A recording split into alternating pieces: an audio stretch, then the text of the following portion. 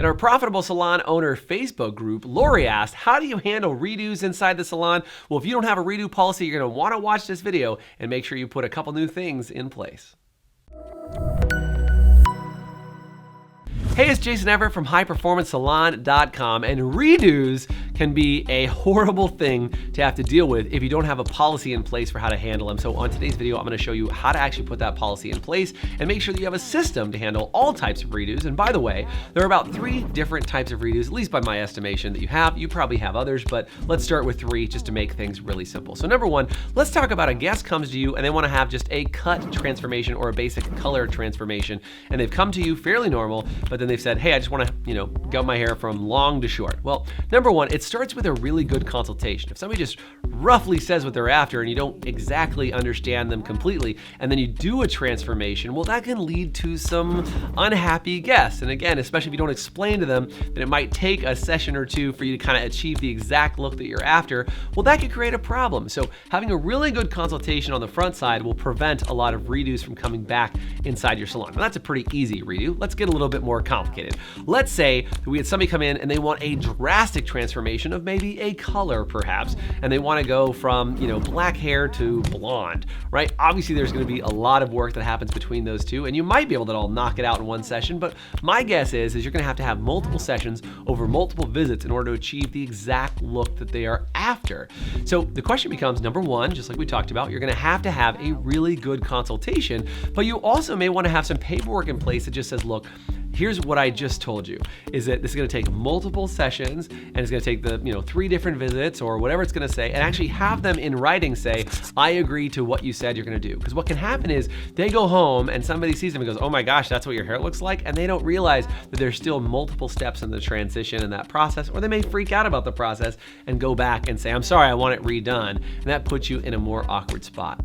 Now let's talk about number 3 here, which is the hardest type of redo, which is you're redoing somebody else's mistake from another salon, or maybe some at-home care. Maybe they've been dyeing their hair on their own, or another salon, did a horrible job on their hair and they're coming to you to fix it. Well, these are the most dangerous for you to take on as a salon. You probably should have a policy for sure in place that says, if we're going to take on this color transformation, here's some likely results, but I can't promise the exact result that you're after because you weren't involved in that process. You didn't start it. You don't know where they came from. So you probably are going to be missing some of the puzzle pieces to rebuild and actually recreate the look that they wanted to achieve. So this is where a good consultation comes in, some really strong paperwork that protects you and says that it's going to take multiple visits. And then also even assuring that guest and just saying, look, even just saying this, you may not be happy with the first result that we're getting to, but I will help you get to a point where you're happy with it. Even just saying that and just saying that the first result may not be exactly what you're after yet, but will help you get there,